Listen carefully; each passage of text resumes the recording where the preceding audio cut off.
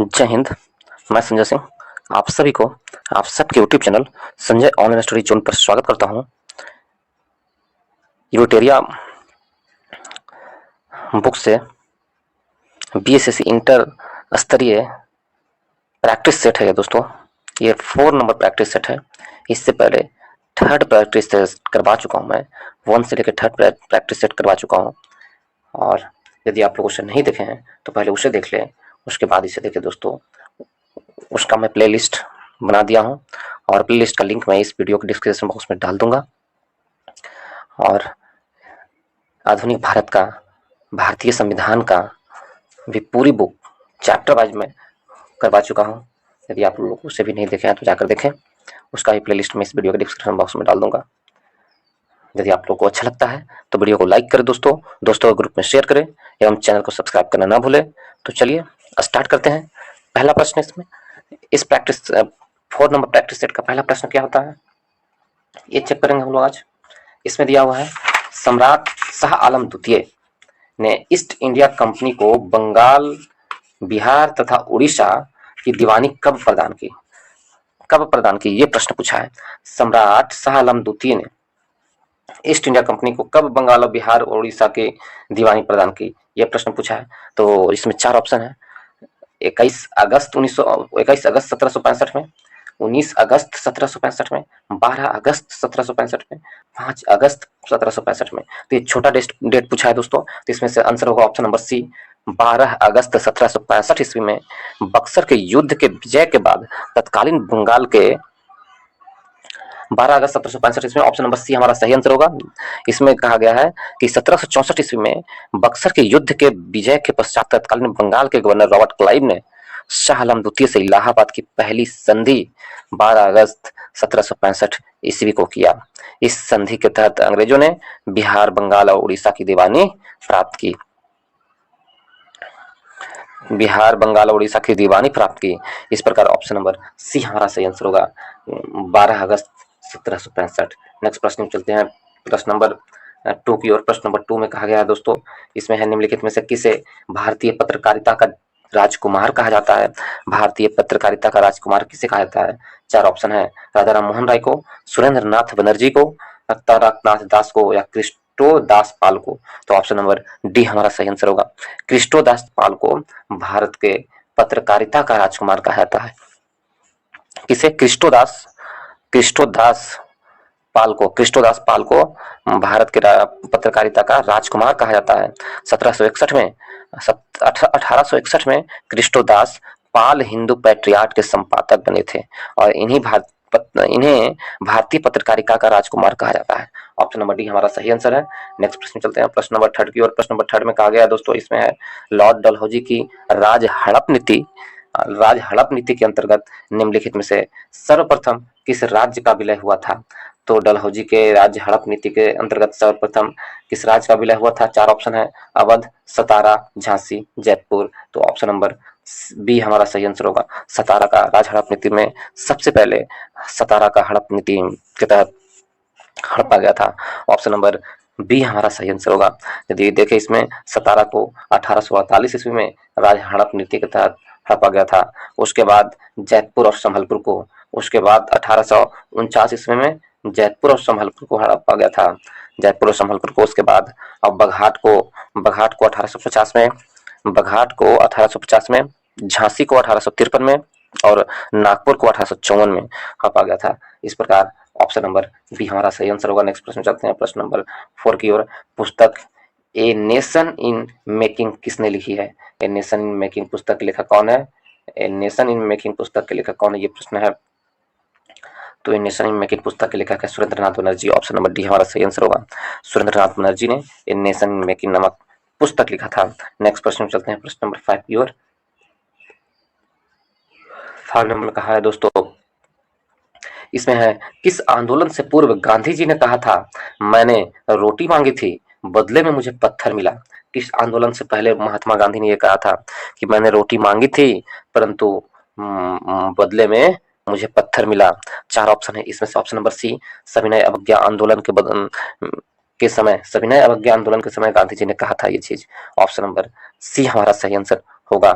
महात्मा गांधी ने 12 मार्च 1930 को अपना प्रसिद्ध दांडी मार्च शुरू किया और उन्होंने साबरमती आश्रम से चुने हुए साथियों के साथ सत्याग्रह के लिए कूच किया और 24 दिनों तक लंबी यात्रा के बाद उन्होंने 6 अप्रैल 1930 को दांडी में सांकेतिक रूप से नमक कानून भंग किया और उसके बाद उन्होंने 6 अप्रैल 1930 को ही गांधी जी ने सविनय अवज्ञा आंदोलन स्टार्ट किया। तो ऑप्शन नंबर सी हमारा सही आंसर होगा।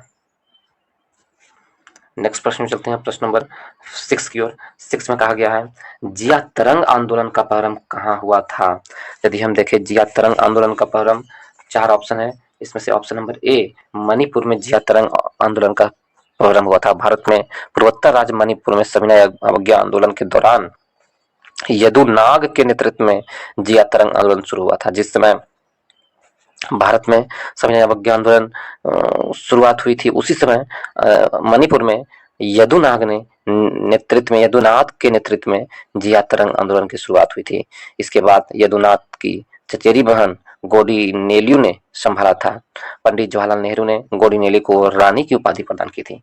ऑप्शन नंबर सी हमारा, ऑप्शन नंबर ए हमारा सही आंसर होगा, मणिपुर में जिया तरंग आंदोलन। नेक्स्ट प्रश्न चलते हैं, प्रश्न नंबर 7 की ओर। प्रश्न नंबर 7 में क्या कहा गया है? प्रश्न नंबर 7 में कहा गया है दोस्तों, इसमें है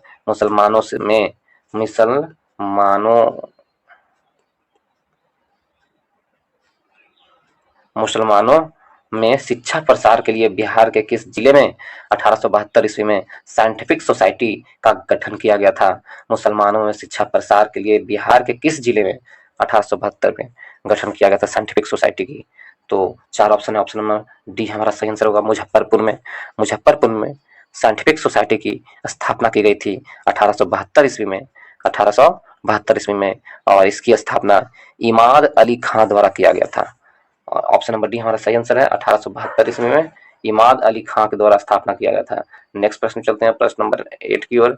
8 में कहा गया है दोस्तों, इसमें कहा गया है पटना युवक संघ की स्थापना किस वर्ष हुई थी। तो पटना युवक संघ की स्थापना 1927 में हुई थी। ऑप्शन नंबर सी हमारा सही आंसर होगा। 1927 में क्रांतिकारियों से संबंधित पटना युवक संघ की स्थापना 1927 में हुई। इस संघ में मनीन्द्र नाथ नारायण राय, फूलन प्रसाद वर्मा, कृष्ण बल्लभा सहाय और ब्रिजनंदन प्रसाद इत्यादि शामिल थे। इस प्रकार ऑप्शन नंबर सी हमारा सही आंसर होगा। और नेक्स्ट प्रश्न 9 नंबर प्रश्न में देखें, हुमायूं द्वारा लड़े गए निम्नलिखित युद्धों में से सबसे बाद में कौन सा युद्ध लड़ा गया। हुमायूं द्वारा लड़े गए 4 युद्धों में से यदि हम देखें इसमें चौसा का युद्ध को, तो चौसा का युद्ध हुआ था 1539 ईस्वी में दोस्तों। 1539 में चौसा का युद्ध हुआ था। उसके बाद चौसा का युद्ध, उसके बाद देवरा का युद्ध जो है, देवरा का युद्ध 1531 में हुआ था दोस्तों। 1531 में देवरा का युद्ध हुआ था। कन्नौज का युद्ध या बिलग्राम का युद्ध, इसे ही कहते हैं कन्नौज या बिलग्राम, ये 1540 ईस्वी में हुआ था दोस्तों। बिलग्राम या कन्नौज का युद्ध 1540 में हुआ था। और सरहिंद का युद्ध 1555 ईस्वी में हुआ था। 1555 में सरहिंद का युद्ध हुआ था दोस्तों। 1555 में तो हमसे पूछा था कि सबसे बाद में कौन सा युद्ध लड़ा गया, तो ऑप्शन नंबर डी हमारा सही आंसर होगा। 1555 में सरहिंद का युद्ध लड़ा गया। सबसे अंतिम में कौन था? सरहिंद का युद्ध 1555 में। ऑप्शन नंबर डी हमारा सही आंसर होगा। नेक्स्ट प्रश्न चलते हैं प्रश्न नंबर 10 की ओर। 10 नंबर प्रश्न में कहा गया है दोस्तों, इसमें 2 प्रश्न आ जाएंगे एक बार में। इसमें है आदि ग्रंथ अथवा गुरु ग्रंथ साहिब का संकलन निम्नलिखित में से किसने किया। आदि ग्रंथ एवं गुरु ग्रंथ का संकलन 4 ऑप्शन है, इसमें से ऑप्शन नंबर डी हमारा सही आंसर है, गुरु अर्जुन देव आदि ग्रंथ या गुरु ग्रंथ की स्थापना किए थे, संग्रह किए थे। और सिखों के 5वें गुरु अर्जुन देव को कहा जाता है। सिखों के 5वें गुरु थे गुरु अर्जुन देव। ऑप्शन नंबर डी हमारा सही आंसर होगा। नेक्स्ट प्रश्न चलते हैं प्रश्न नंबर 11 की ओर। 11 में कहा गया है निम्नलिखित में से किस हड़प्पा कालीन स्थल से एक उन्नत जल प्रबंधन का साक्ष्य प्राप्त हुआ है। कौन से हड़प्पा कालीन स्थल से उन्नत जल प्रबंधन के साक्ष्य प्राप्त हुआ है। इसमें से 4 ऑप्शन है दोस्तों। 4 ऑप्शन में ऑप्शन नंबर बी मेरा सही आंसर होगा। Option number B, Dhaulagiri,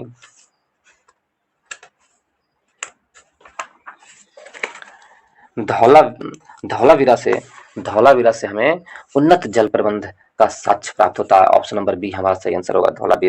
Dholavira से प्राप्त होता है। और इसमें 2,50,000 घन मीटर जल संग्रहण की क्षमता थी। इसमें स्पष्ट है कि यहाँ निवासियों को जल प्रबंध व्यवस्था से परिचित था। तो ऑप्शन नंबर बी हमारा सही आंसर होगा। नेक्स्ट प्रश्न में चलते हैं, प्रश्न नंबर 11 12 की ओर। निम्नलिखित में से किसने समुद्रगुप्त को भारत का नेपोलियन कहा था? तो option number C Vincent Smith ने समुद्रगुप्त को भारत का नेपोलियन कहा था। इतिहासकार विसेंट स्मिथ ने अपनी रचना अर्ली हिस्ट्री ऑफ इंडिया में समुद्रगुप्त को वीरता एवं विजयों के मुग्ध होकर उसे भारतीय नेपोलियन की संज्ञा दी थी। हरिसेन समुद्रगुप्त का दरबारी कवि था। हरिसेन कौन था? समुद्रगुप्त का दरबारी कवि था हरिसेन। हरिसेन समुद्रगुप्त का दरबारी कवि था हरिसेन। और इसने प्रयाग प्रशस्ति की रचना की है। हरिसेन ने प्रयाग प्रशस्ति की रचना की है। समुद्रगुप्त ने आर्यावर्त के 9 शासकों एवं दक्षिणावर्त के 12 शासकों को पराजित किया था। इसके बाद ही विसेंट स्मिथ ने इन्हें समुद्रगुप्त को भारत का नेपोलियन कहा है। ऑप्शन नंबर सी हमारा सही आंसर है। नेक्स्ट प्रश्न चलते हैं, प्रश्न नंबर 13 की ओर। निम्नलिखित कथनों में से कौन सा कथन असत्य है? यदि इन कथनों को देखें, कौन सा कथन असत्य है, यह हमसे प्रश्न पूछा है दोस्तों। तो इसमें हम यदि देखें, बौद्ध धर्म में आत्मा की मान्यता है, तो बौद्ध धर्म में आत्मा की मान्यता नहीं है, ये बिल्कुल सही है। बौद्ध धर्म में पुनर्जन्म की मान्यता है, ये भी सही है। बौद्ध धर्म में संघ में प्रस्ताव के पाठ को अनुशंसा कर कहा जाता था, ये भी सही है। बौद्ध धर्म में संघ की सदस्यता राजा के सेवक, चोर, दास एवं रोगी व्यक्ति को भी प्रदान की जाती थी, तो ये गलत है। हमसे पूछा है कौन सही नहीं है, तो ऑप्शन नंबर डी सही नहीं है। इस प्रकार ऑप्शन नंबर डी हमारा सही आंसर होगा दोस्तों। नेक्स्ट प्रश्न चलते हैं, प्रश्न नंबर 14 की ओर। इसमें कहा गया है भारतीय संविधान सभा की अंतिम बैठक निम्नलिखित में से कब हुई थी?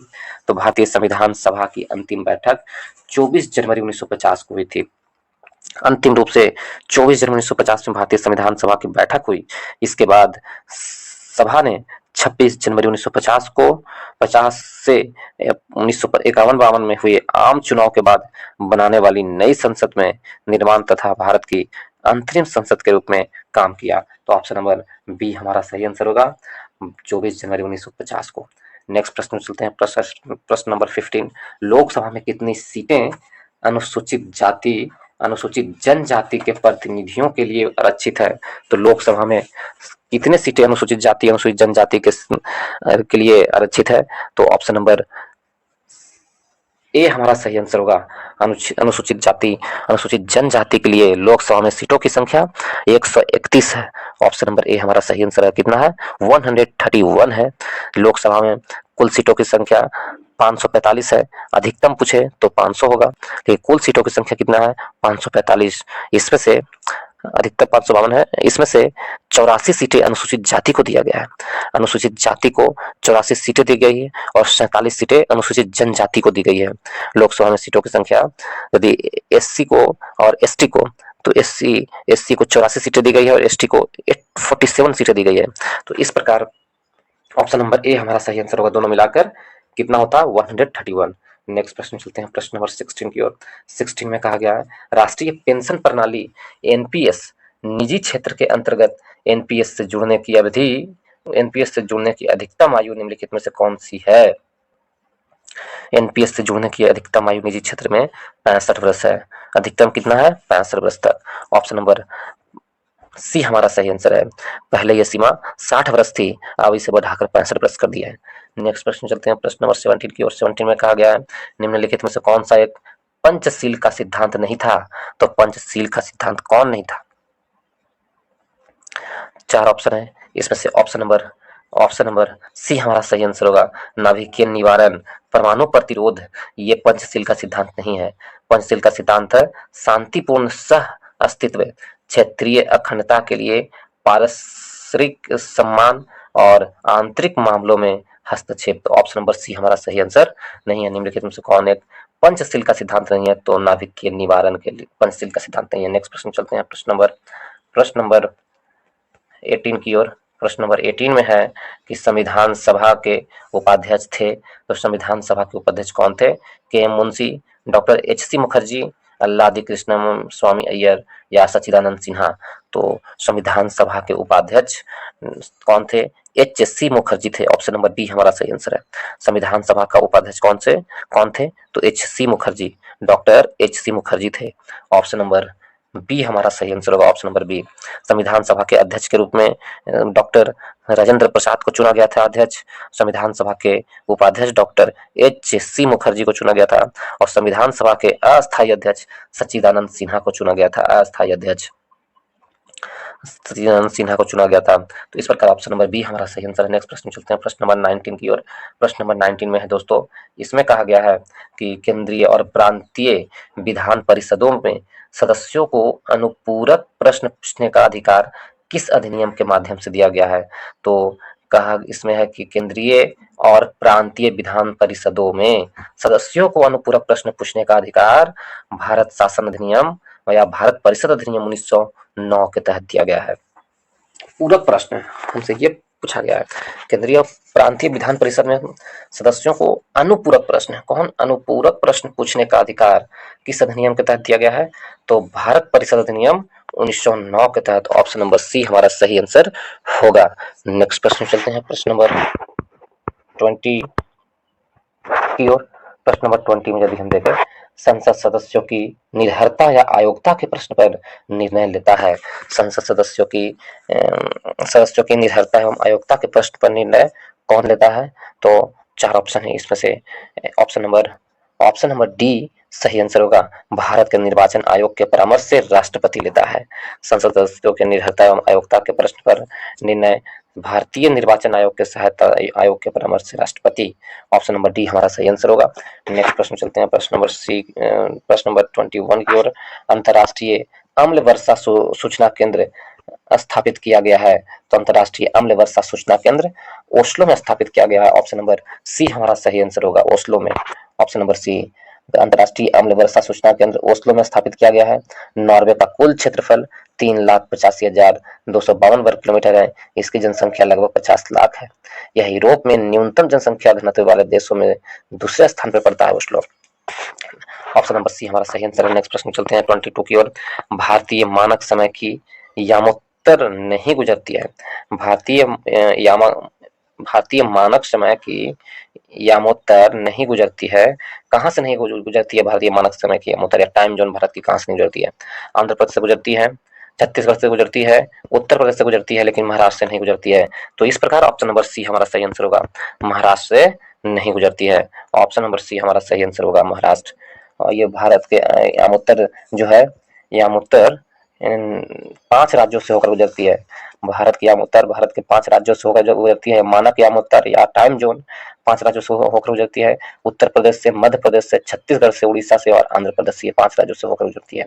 और यामोत्तर समय है जो यूपी के मिर्जापुर के स्थान से होकर गुजरती है, घंटा घर से गुजरती है यामोत्तर, और 82.5 डिग्री पूर्वी देशांतर के आधार पर ही पर की जाती है। भारत में एक ही टाइम जोन है। ऑप्शन नंबर सी हमारा सही आंसर है। नेक्स्ट प्रश्न चलते हैं प्रश्न नंबर 23 की ओर। कौन से भारतीय राज्य की अधिकतम सीमा म्यांमार से स्पर्श करती है? कौन सी भारतीय राज्य की अधिकतम सीमा म्यांमार से स्पर्श करती है, ये प्रश्न है। तो 4 ऑप्शन है इसमें से। Option number B, Arunachal Pradesh का जो सीमा है म्यांमार से टच करती है। ऑप्शन नंबर बी हमारा सही आंसर होगा। अरुणाचल प्रदेश भारत का एक उत्तर पूर्वी राज्य है दोस्तों। इसकी राजधानी कहाँ है? तो ईटानगर है। अरुणाचल प्रदेश को भारत का उगते सूरज की भूमि कहा जाता है और 20 फरवरी 1987 ईस्वी को अरुणाचल प्रदेश पूर्ण राज्य का दर्जा दिया गया था। अरुणाचल प्रदेश को वर्ष 1972 तक इसे नॉर्थ ईस्ट फ्रंटियर एजेंसी नेफा के रूप में जाना जाता था 1972 तक। और इस राज्य के प्रमुख त्योहार है सोंगुल उत्सव, दी महोत्सव और तथा तोरज्ञा उत्सव। ऑप्शन नंबर बी हमारा सही आंसर होगा। अधिकतम सीमा म्यांमार से अरुणाचल प्रदेश को, ऑप्शन नंबर बी सही है। नेक्स्ट प्रश्न चलते हैं प्रश्न नंबर 24 की ओर। 24 में कहा गया निम्नलिखित में से दक्षिण भारत की सबसे ऊंची चोटी कौन है? दक्षिण भारत की सबसे ऊंची चोटी इसमें कहा गया तो ऑप्शन नंबर ए अन्नायमुद्दी है दोस्तों। दक्षिण भारत की सबसे ऊंची चोटी है, दक्षिण भारत की सबसे ऊंची चोटी अन्नायमुद्दी है और यह केरल राज्य में स्थित है। यह पश्चिम घाट और दक्षिणी भारत के सबसे ऊंची चोटी है। इसकी ऊंचाई 2695 मीटर है। यह पर्वत हाथी के सिर के आकार के लिए प्रसिद्ध है। यह केरल के इडुक्की जिले और अनारकुलम जिले की सीमा पर स्थित है। इसे पेरियार नदी के बेसिन का उत्तम बिंदु माना जाता है। इस प्रकार ऑप्शन नंबर ए दक्षिण भारत का सबसे ऊंची चोटी अन्नायमुड्डी है। नेक्स्ट प्रश्न चलते हैं, प्रश्न नंबर 25 की ओर। 25 में कहा गया है दोस्तों, मंदाकिनी नदी किस जल प्रवाह अथवा मुख्य नदी से संबंधित है? तो मंदाकिनी नदी का जो जल प्रवाह है किस मुख्य नदी से संबंधित है? तो अलकनंदा से। ऑप्शन नंबर ए हमारा सही आंसर होगा। मंदाकिनी नदी अलकनंदा जल प्रवाह तथा मुख्य नदी से संबंधित है। यह अलकनंदा नदी की एक सहायक नदी है। मंदाकिनी है जो अलकनंदा की सहायक नदी है और इसका उद्गम स्रोत केदारनाथ के निकट से होती है। ठीक है, अलकनंदा मंदाकिनी की, और यह भागीरथी नदी के से मिलकर गंगा नदी बनाती है। अलकनंदा भागीरथी से मिलकर के गंगा बनाती है। अलकनंदा का जन्म कहाँ से होता है? केदारनाथ से। अलकनंदा और मंदाकिनी नदी का संगम स्थल रुद्रप्रयाग में होता है। अलकनंदा नदी और मंदाकिनी का संगम कहाँ होता है? रुद्रप्रयाग में होता है। और रुद्रप्रयाग पंच प्रयाग में से एक है दोस्तों, और रुद्रप्रयाग उत्तराखंड राज्य का एक हिस्सा है। तो इस प्रकार ऑप्शन नंबर ए हमारा सही आंसर होगा। मंदाकिनी नदी अलकनंदा से मिलकर के मिलती है रुद्रप्रयाग में। नेक्स्ट प्रश्न चलते हैं, प्रश्न नंबर 26 की ओर। 26 में क्या कहा गया है? निम्नलिखित में से कौन सा जलप्रपात नर्मदा नदी पर नहीं है? तो कौन सा जलप्रपात नर्मदा नदी पर नहीं है? कपिल धारा जलप्रपात नर्मदा नदी पर है दोस्तों, और दुग्ध धारा भी नर्मदा नदी पर और भेड़ा घाट में नर्मदा नदी पर नहीं है। कौन? भालकुंड जलप्रपात नर्मदा नदी पर नहीं है। तो इस प्रकार ऑप्शन नंबर बी हमारा सही आंसर होगा, भालकुंड। भालकुंड जलप्रपात बीना नदी पर स्थित है। भालकुंड को राहतकगढ़ जलप्रपात भी कहते हैं। चचाई जलप्रपात भारत की मध्य प्रदेश राज्य की रीवा जिले में स्थित है। यह जलप्रपात बीहड़ नदी पर स्थित है। इसकी ऊंचाई 130 मीटर है। यदि हम इसके ऑप्शन देखें, ऑप्शन नंबर बी हमारा सही आंसर है। नेक्स्ट प्रश्न चलते हैं, प्रश्न नंबर 27 की ओर। 27 में पूछ लिया गया है कि कौन सा राज्य समूह भाखड़ा नांगल परियोजना के जलप्रपात करता है? तो भाखड़ा नांगल परियोजना से जल प्राप्त करने वाला कौन सा राज्य है, ये प्रश्न है। तो इसमें से ऑप्शन नंबर सी होगा, हरियाणा, पंजाब और राजस्थान सही आंसर होगा। भाखड़ा नांगल परियोजना से हरियाणा को, पंजाब को और राजस्थान को जल प्राप्त होती है। ऑप्शन नंबर सी सही आंसर है। यह भारत की सबसे बड़ी नदी घाटी परियोजना में से एक है। यह सतलज नदी पर स्थित है। भाखड़ा नांगल, इसका उद्देश्य सिंचाई सुविधा को और विद्युत उत्पादन करना है। इस बांध की ऊंचाई 740 फीट है। भाखड़ा नांगल बांध की ऊंचाई, और 1325 मेगावाट बिजली का उत्पादन भी होता है भाखड़ा नांगल से। ऑप्शन नंबर सी हमारा सही आंसर है। नेक्स्ट प्रश्न चलते हैं, प्रश्न नंबर 28 की ओर। भारत में आर्थिक उदारीकरण शुरू हुआ था, इकोनॉमिक लिबरलाइजेशन कब शुरू हुआ था भारत में? तो इसका ऑप्शन नंबर ए हमारा सही आंसर होगा। औद्योगिक लाइसेंस नीति में वास्तविक बदलाव के साथ शुरू हुआ था। ऑप्शन नंबर ए सही आंसर है। नेक्स्ट प्रश्न चलते हैं, प्रश्न नंबर 29 की ओर दोस्तों। 29 में कहा गया है, नीचे दिए गए क्रेडिट रेटिंग एजेंसी पर विचार कीजिए तथा उन्हें काल अनुक्रम व्यवस्थित कीजिए। क्रेडिट रेटिंग एजेंसी है, इसमें से उसका पर विचार करना है। और तो इसमें देखें, केयर, जो केयर एजेंसी है कब स्थापना हुआ था? तो CARE ऑप्शन, इसका स्थापना 1993 में हुआ था दोस्तों, 1993 में। और उसी प्रकार ICRA का स्थापना 1991 में हुआ था, 1991 में ICR का। और CRICIL की स्थापना 1987 में हुआ था। तो इसे सजाना है, यदि हम सजाते हैं तो सबसे पहले कौन आएगा? सबसे पहले आएगा 1987, 3 आएगा, 3 के बाद आएगा 2, उसके बाद 1 आएगा। 3 2 1 किसमें है? 3 2 1 ऑप्शन नंबर ए हमारा सही आंसर है। नेक्स्ट प्रश्न चलते हैं, प्रश्न नंबर 30 की ओर। प्रश्न नंबर 30 में है, निम्नलिखित युग में से कौन सा सही सम्मिलित नहीं है? कौन सा युग में सही सम्मिलित नहीं है? गोस्वामी समिति औद्योगिक रुग्णता की समस्या से, तो गोस्वामी समिति औद्योगिक रुग्णता की समस्या से सम्मिलित है, तो गलत है। कहा गया है कौन सही सम्मिलित नहीं है? तो ऑप्शन नंबर डी सही सम्मिलित नहीं है, तारापोर समिति बैंकों में ग्राहक सेवा से, ये गलत है। तो ऑप्शन नंबर डी हमारा सही आंसर होगा। ऑप्शन नंबर डी गलत है। देखिए, गोस्वामी समिति औद्योगिक रुग्णता की समस्या से, ये सही है। जानकी रमन समिति शेयर घोटाला की जांच के लिए, ये भी सही है सम्मिलित। मल्होत्रा समिति बीमा क्षेत्र में सुधार के लिए भी सही है। हमसे पूछा कौन सही नहीं है, तो ऑप्शन नंबर डी सही नहीं है, तारापोर समिति बैंकिंग क्षेत्र से, ये गलत है। तारापोर समिति पूंजीगत खाते के रूप में परिवर्तनीयता पर सलाह हेतु गठित किया गया था। तो ऑप्शन नंबर डी सही आंसर है। नेक्स्ट प्रश्न चलते हैं प्रश्न नंबर 31 की ओर। 31 में कहा गया दोस्तों, इसमें दिया हुआ भारत के तृतीय क्षेत्रक में सम्मिलित नहीं है। कौन इसमें से है जो भारत के तृतीय क्षेत्रक में सम्मिलित नहीं है? तो तृतीय क्षेत्रक में व्यापार एवं परिवहन है जो तृतीय क्षेत्रक में सम्मिलित है। व्यापार एवं परिवहन तृतीय क्षेत्र में सम्मिलित है। परिवर्तन एवं संचार, बैंकिंग, बीमा तृतीय क्षेत्र में सम्मिलित है। वानिकी व मत्स्य तृतीय क्षेत्र में संबंधित नहीं है। तो केवल ऑप्शन नंबर 3 हमारा सही आंसर होगा। ऑप्शन नंबर डी सही होगा। केवल 3 आंसर सही है, केवल 3 सही है। नेक्स्ट प्रश्न चलते हैं प्रश्न नंबर 32 में कहा गया है कि भारत सरकार की राजकोषीय नीति का निर्णय में से निम्न में से कौन एक उद्देश्य नहीं है? भारत सरकार की राजकोषीय नीति का निम्न में से कौन सा एक उद्देश्य नहीं है? तो भारत सरकार की राजकोषीय नीति का अंतरराज्यीय व्यापार का नियमन, ऑप्शन नंबर सी इनमें से उद्देश्य नहीं है। अंतरराज्यीय निर्माण का निर्णय, पूर्ण रोजगार है, मूल्य स्थिरता है और धन तथा आय के न्यायोचित वितरण है। तो ऑप्शन नंबर सी हमारा सही आंसर होगा, ये नहीं है। नेक्स्ट प्रश्न चलते हैं प्रश्न नंबर 33 की ओर। 33 में कहा गया भारत के खाद्य प्रबंधन का निम्न में से कौन सा एक उद्देश्य नहीं है? भारत के खाद्य प्रबंधन का, तो ऑप्शन नंबर डी हमारा सही आंसर होगा। खद्यान्नों का निर्यात खाद्य प्रबंधन का एक उद्देश्य नहीं है। खदानों का वितरण खाद्य प्रबंधन का उद्देश्य है। खदानों के खरीद भी है और खदानों के buffer stock, option number D नहीं है। इस प्रकार ऑप्शन नंबर डी हमारा सही आंसर होगा। खदानों का निर्यात है जो मेन उद्देश्य नहीं है। खाद्य प्रबंधन का मेन उद्देश्य खदानों का निर्यात नहीं है। ऑप्शन नंबर डी हमारा सही आंसर होगा। नेक्स्ट प्रश्न चलते हैं प्रश्न नंबर 34 की ओर। 34 में कहा गया है इस प्रश्न में कहा गया है दोस्तों 34 में कि भारत में औद्योगिक क्षेत्र की उपलब्धि को मापने के लिए निम्नलिखित में से कौन सी संस्था औद्योगिक उत्पादन के सूचकांक को जारी करती है? भारत में औद्योगिक क्षेत्र की उपलब्धि को मापने के लिए कौन सी संस्था जांचती है? तो 4 ऑप्शन है इसमें से ऑप्शन सी सही आंसर होगा। केंद्रीय सांख्यिकीय कार्यालय CSO जांचती है। केंद्रीय सांख्यिकीय कार्यालय जांचती है। भारत में औद्योगिक क्षेत्र की उपलब्धि को मापने के लिए निम्न में से कौन सी संस्था औद्योगिक उत्पादन के सूचकांक को जांचती है? तो केंद्रीय सांख्यिकीय कार्यालय, ऑप्शन नंबर सी हमारा सही आंसर होगा। इसकी जांच ये करती है, NSO करती है। ये वर्तमान में औद्योगिक उत्पादन सूचकांक IIP राष्ट्रीय सांख्यिकीय कार्यालय NSO करती है। वर्तमान में राष्ट्रीय सांख्यिकीय कार्यालय करती है, द्वारा की जाती है। पूर्व में यहाँ का CSO द्वारा जारी किया जाता था। पूर्व में CSO द्वारा किया जाता है, लेकिन वर्तमान में यह आंकड़ा NSO द्वारा जारी किया जाता है। तो ऑप्शन नंबर बी सी हमारा सही आंसर होगा। नेक्स्ट प्रश्न चलते हैं प्रश्न नंबर 35 की ओर।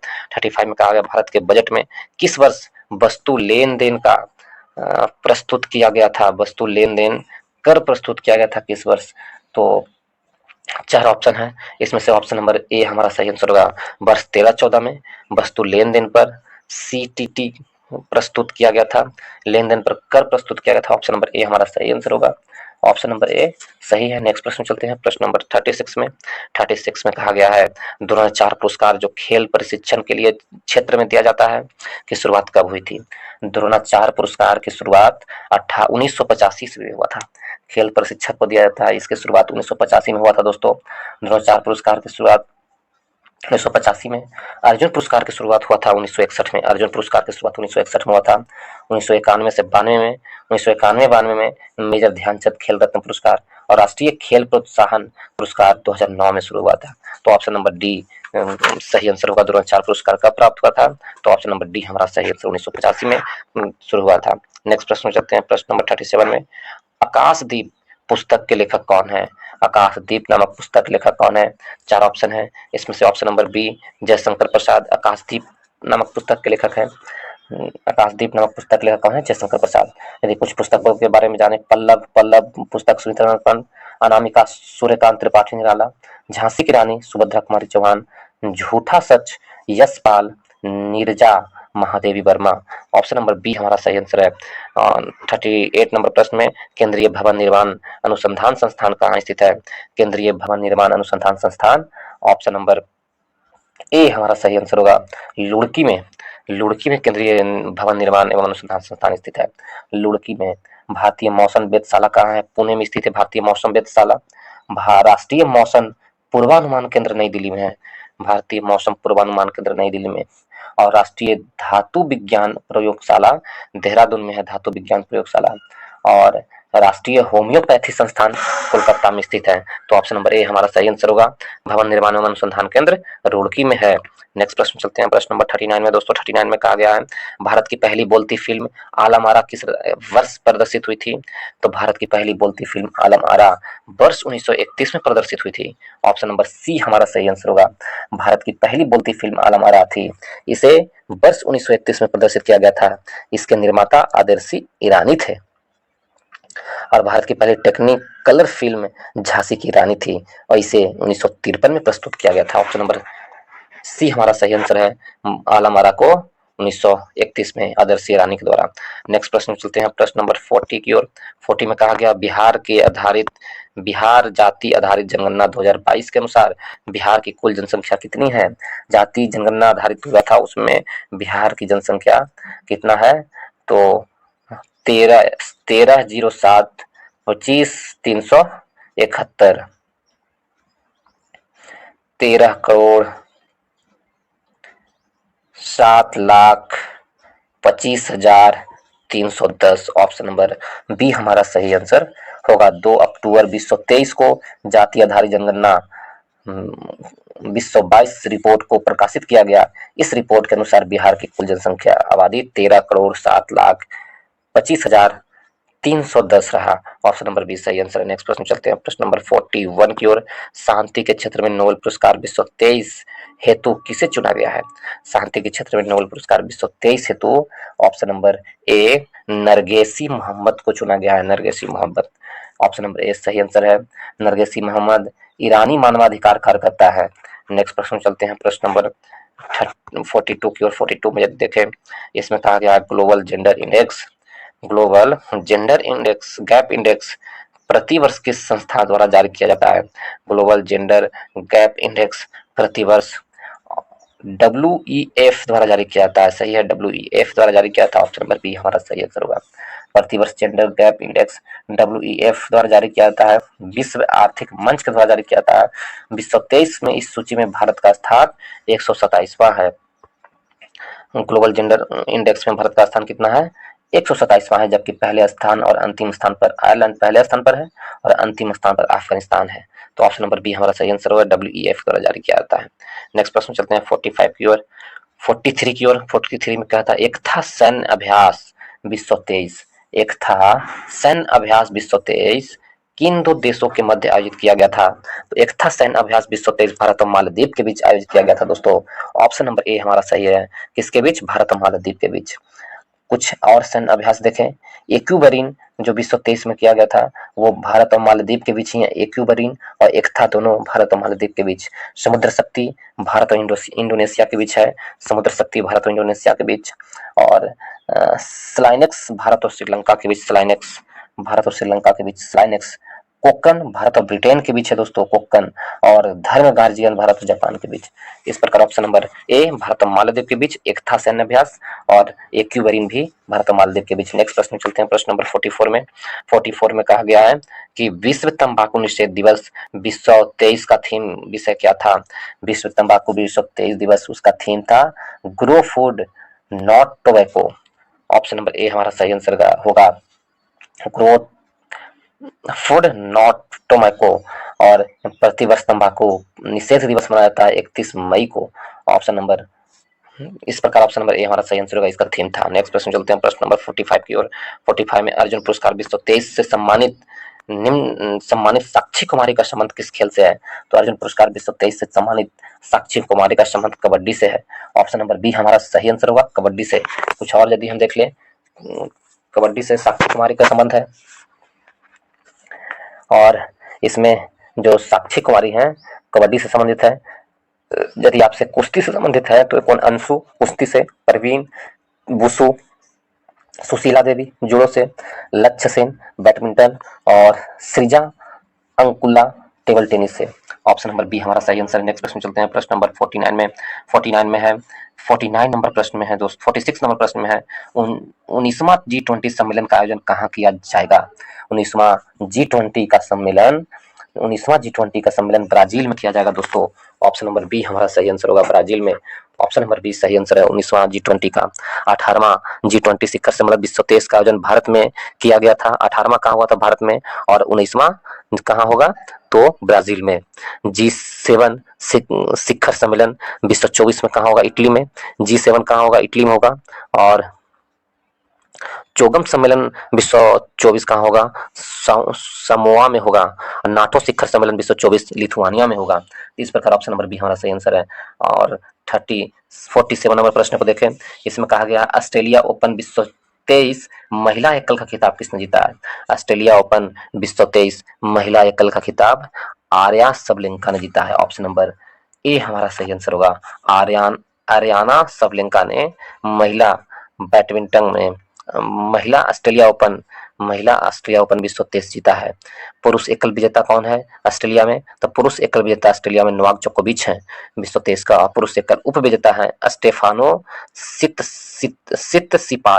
सिपास। और महिला एकल विजेता आर्याना सबलंका है। महिला एकल उप विजेता ई राबकिना है। तो ऑप्शन नंबर ए हमारा सही आंसर होगा। नेक्स्ट प्रश्न चलते हैं। प्रश्न नंबर 48 में मुख्यमंत्री शिक्षा पुरस्कार योजना की शुरुआत किस राज्य द्वारा किया गया? मुख्यमंत्री शिक्षा पुरस्कार की शुरुआत उड़ीसा राज्य से किया गया। ऑप्शन नंबर डी हमारा सही आंसर होगा। मुख्यमंत्री शिक्षा पुरस्कार की शुरुआत उड़ीसा राज्य से किया गया। नेक्स्ट प्रश्न चलते हैं 49 नंबर प्रश्न में।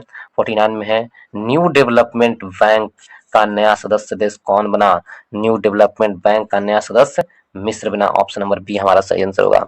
ब्रिक्स के न्यू डेवलपमेंट बैंक का नया सदस्य देश मिस्र को बनाया गया। न्यू डेवलपमेंट बैंक का मुख्यालय संघाई में है।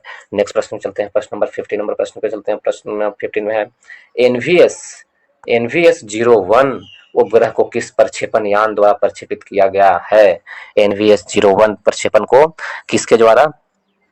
तो इसमें 4 ऑप्शन है। इसमें से GSLV F12 के द्वारा प्रक्षेपित किया गया है। GSLV F12 option number A हमारा सही आंसर है। 51 नंबर प्रश्न में देखें बोरेक्स निम्न में से किस धातु का अयस्क है? Borax option number A sodium का अयस्क है। बोरेक्स अयस्क किसका है? सोडियम का। ऑप्शन नंबर ए सही है। बोरेक्स का सूत्र होता है Na2B4O7 10H2O। सोडियम का अयस्क है। सोडियम के अन्य अयस्क है चिली साल्टपीटर आदि। और नेक्स्ट प्रश्न चलते हैं। प्रश्न नंबर 52 की ओर दोस्तों। 52 नंबर प्रश्न में 52 नंबर प्रश्न में देखें हम तो इसमें दिया गया है कि न्यूट्रॉन, प्रोटॉन, इलेक्ट्रॉन और अल्फा कण समान गतिज ऊर्जा के साथ चल रहे हैं। कणों को उनके वेगों के बढ़ते क्रम में विकल्प का चयन करें। तो इसमें से 4 ऑप्शन है। तो कणों के वेगों के अनुसार यदि हम चयन करें तो इसमें से सबसे अधिक अल्फा कण, सबसे कम अल्फा कण, फिर न्यूट्रॉन, फिर प्रोटॉन, तब इलेक्ट्रॉन। ऑप्शन नंबर ए हमारा सही आंसर होगा। अल्फा कण, न्यूट्रॉन, प्रोटॉन, इलेक्ट्रॉन। नेक्स्ट प्रश्न चलते हैं। प्रश्न नंबर 57 की ओर। 57 में कहा गया है श्यानता का गुणांक पाया जाता है। श्यानता का गुणांक किस में पाया जाता है? केवल द्रव में, केवल गैस में, द्रव एवं गैस दोनों में, या ठोस, द्रव एवं गैस में? तो श्यानता का गुणांक पाया जाता है किसमें? ऑप्शन नंबर सी हमारा सही आंसर होगा। द्रव एवं गैस दोनों में श्यानता का गुणांक पाया जाता है। श्यानता का गुणांक द्रव एवं गैस दोनों में पाया जाता है। नेक्स्ट प्रश्न चलते हैं। प्रश्न नंबर 54 में लाल रक्त कण का जीवन काल कितने दिनों का होता है? लाल रक्त कण का जीवन काल 20 से लेके 120 दिन तक होता है। ऑप्शन नंबर सी। लाल रक्त का निर्माण अस्थि मज्जा में होता है दोस्तों, जबकि इसका मृत्यु प्लीहा में होता है, स्प्लीन में होता है। इसका जीवन काल 20 से 120 दिन होता है। एक स्वस्थ व्यक्ति में आरबीसी की संख्या 44 से 55 लाख प्रति एम क्यू होना चाहिए। और परिपक्व आरबीसी में केंद्र नहीं पाया जाता है। आरबीसी में केंद्र नहीं पाया जाता है तथा इसकी आकृति उभयावतल होता है आरबीसी का। और आरबीसी में हेमोग्लोबिन नामक लौहयुक्त लाल श्वसन वर्णक पाए जाते हैं। और लाल होने के कारण यही वर्णक O2 एवं CO2 से जुड़कर इसका परिवहन करते हैं। तो ऑप्शन नंबर ए सही आंसर होगा। लाल आरबीसी का जीवन काल कितना है? सी, ऑप्शन नंबर सी, 20 से 120 डेज तक। 55 नंबर प्रश्न की ओर देखें। ऑटो वाहनों में हाइड्रोलिक ब्रेक कार्य करते हैं। तो ऑटो वाहनों में हाइड्रोलिक ब्रेक पास्कल के सिद्धांत पर कार्य करता है। ऑप्शन नंबर ए हमारा सही आंसर है। पास्कल के सिद्धांत के अनुसार यदि द्रव से भरे पात्र पर एक दाब को आरोपित किया जाता है तो वह समान परिणाम में समान रूप से सभी दिशाओं में संचालित होती है। और उदाहरण के लिए हाइड्रोलिक ब्रेक, हाइड्रोलिक लिफ्ट, ये सब क्या है, पास्कल के नियम पर कार्य करता है। नेक्स्ट प्रश्न में चलते हैं। प्रश्न नंबर 57 की ओर, निम्नलिखित में से कौन सा एक अदिश राशि है? अदिश राशि को देखें दोस्तों तो संवेग सदिश है, वेग सदिश है और कोणीय वेग सदिश है। द्रव्यमान एक अदिश राशि है। वे राशियां जिनमें केवल परिणाम होती है परंतु दिशा नहीं होती, अदिश राशि कहलाती है। उदाहरण दूरी, विस्थापन, आयतन, चाल, घनत्व, विद्युत धारा, ताप, कार्य, ऊर्जा आदि है। ये सभी अदिश राशियां हैं। अदिश राशियां के फिर से नाम बोल देते हैं। दूरी हो गया अदिश राशि, विस्थापन, आयतन, चाल, घनत्व, विद्युत धारा, ताप, कार्य, ऊर्जा, ये सभी क्या है, अदिश राशि है। नेक्स्ट प्रश्न चलते हैं। प्रश्न नंबर 57 की ओर। 57 में कहा गया है दोस्तों, निम्न में से किसके कारण पृथ्वी सूर्य के चारों ओर घूमता है? किसके कारण पृथ्वी सूर्य के चारों ओर चक्कर लगाता है? चार ऑप्शन है इसमें से। ऑप्शन नंबर बी, परिक्रमण के कारण पृथ्वी सूर्य के चारों ओर चक्कर लगाता है। परिक्रमण के कारण पृथ्वी सूर्य के चारों ओर चक्कर लगाता है। इसके कारण ऋतु परिवर्तन होता है। परिक्रमण के कारण ऋतु परिवर्तन होता है। पृथ्वी के घूर्णन या दैनिक गति के कारण दिन और रात होता है। नेक्स्ट प्रश्न, ऑप्शन नंबर बी हमारा सही आंसर होगा। नेक्स्ट प्रश्न चलते हैं। प्रश्न नंबर 58 की ओर। मैचिंग है दोस्तों, मैच करेंगे हम लोग। मैचिंग है जी मार्कोनिक, जेल Baird, Alexander Graham Bell, Thomas Alva Edison. यदि हम देखें इसमें तो इसमें कौन सा हो जाएगा? जी मार्कोनिक है, जो जी मार्कोनिक रेडियो की खोज किया था जी मार्कोनिक ने।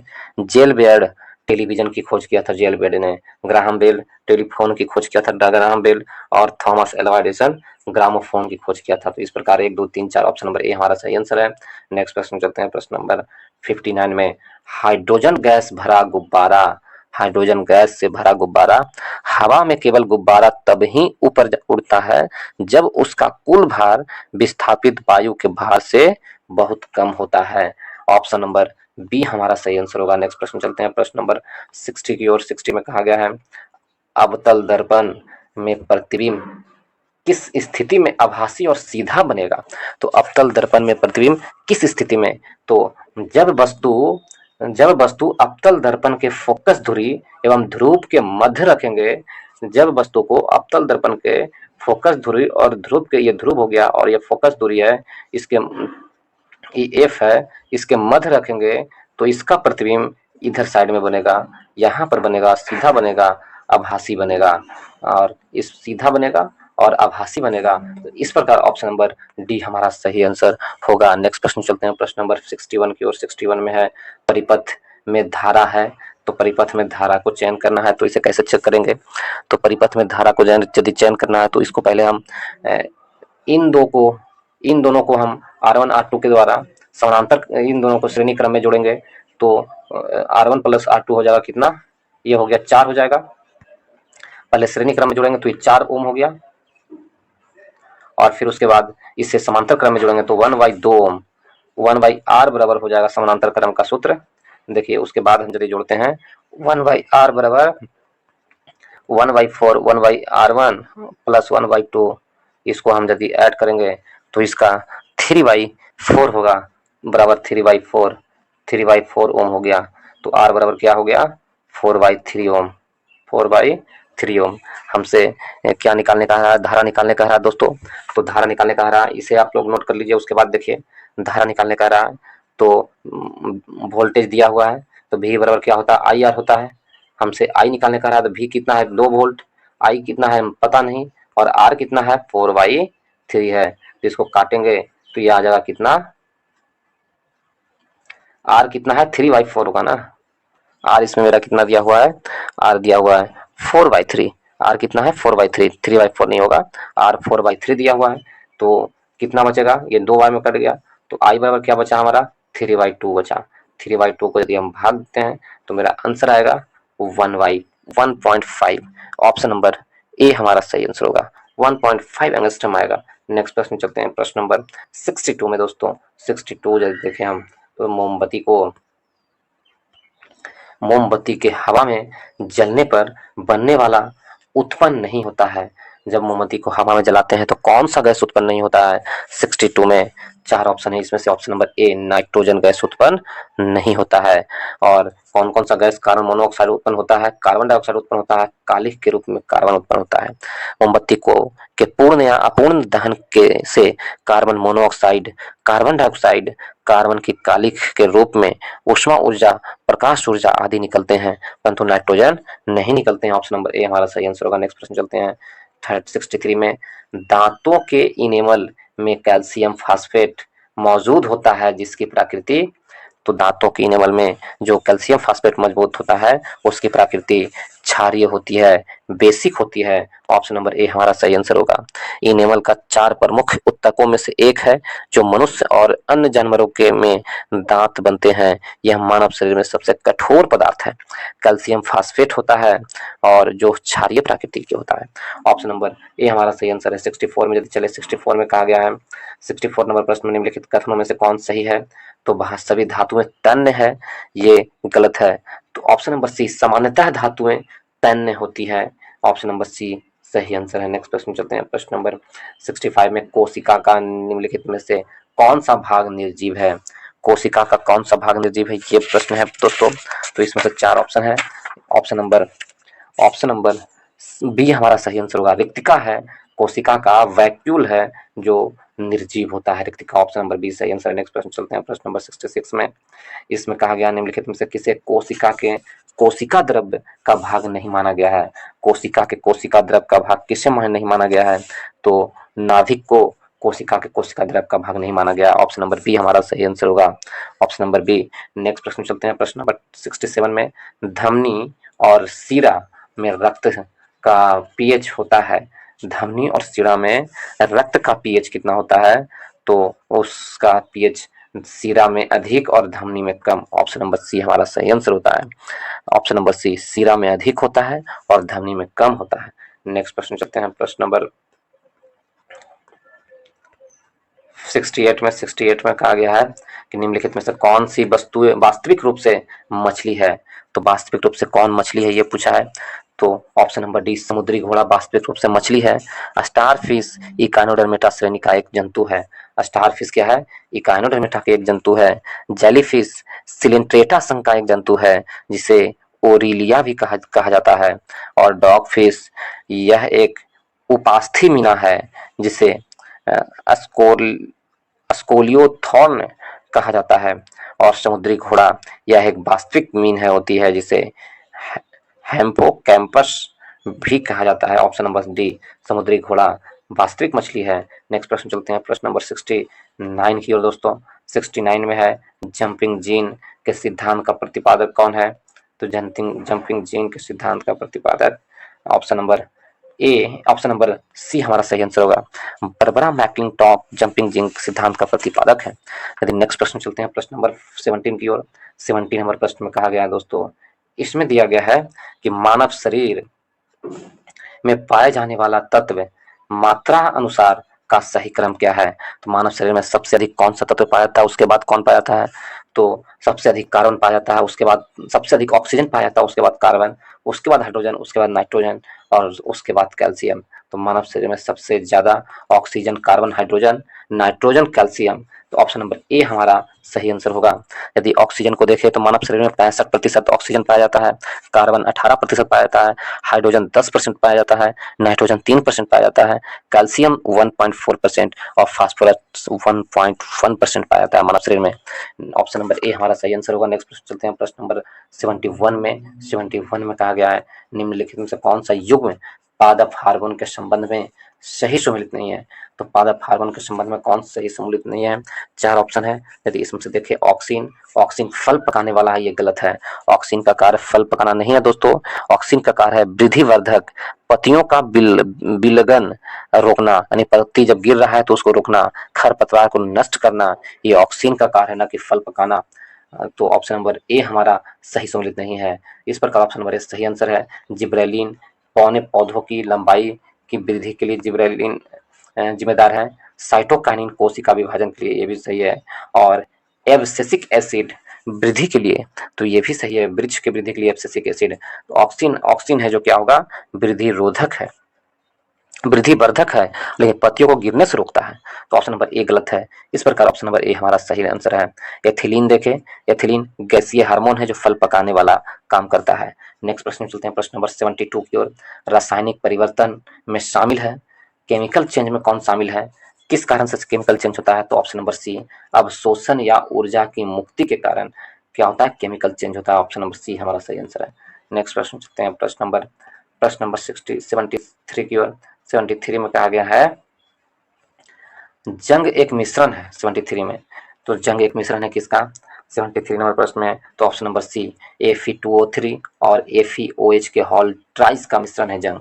नेक्स्ट प्रश्न है 74 में, स्मॉग जिसका उदाहरण है, स्मॉग है जो किसका उदाहरण है, स्मॉग हवा में बिखरा धुआं और पानी का उदाहरण है। ऑप्शन नंबर डी हमारा सही आंसर होगा। ऑप्शन नंबर डी सही आंसर है। नेक्स्ट प्रश्न चलते हैं, प्रश्न नंबर 75 की ओर। ये लास्ट प्रश्न होगा दोस्तों इस वीडियो का। 75वां प्रश्न है, इस वीडियो का लास्ट प्रश्न होगा। कौन सा विद्युत का सर्वोत्तम चालक है, विद्युत का सर्वोत्तम चालक कौन है, तो समुद्री जल है जो विद्युत का सर्वोत्तम चालक है। ऑप्शन नंबर सी हमारा सही आंसर होगा। समुद्री जल, विभिन्न प्रकार के लवण घुले रहते हैं जो विद्युत प्रवाहित करने में धन आयन और ऋण आयन में टूटकर विद्युत प्रवाह में मदद करती है। तो इस प्रकार ऑप्शन नंबर सी हमारा सही आंसर होता है। यदि आप लोग को वीडियो अच्छा लगा हो दोस्तों, तो वीडियो को लाइक करें, दोस्तों के व्हाट्सएप एवं फेसबुक ग्रुप में शेयर करें एवं चैनल को सब्सक्राइब करना ना भूलें। तो चलिए इसके साथ ही इस वीडियो को समाप्त करते हैं। इस वीडियो को देखने के लिए बहुत बहुत धन्यवाद।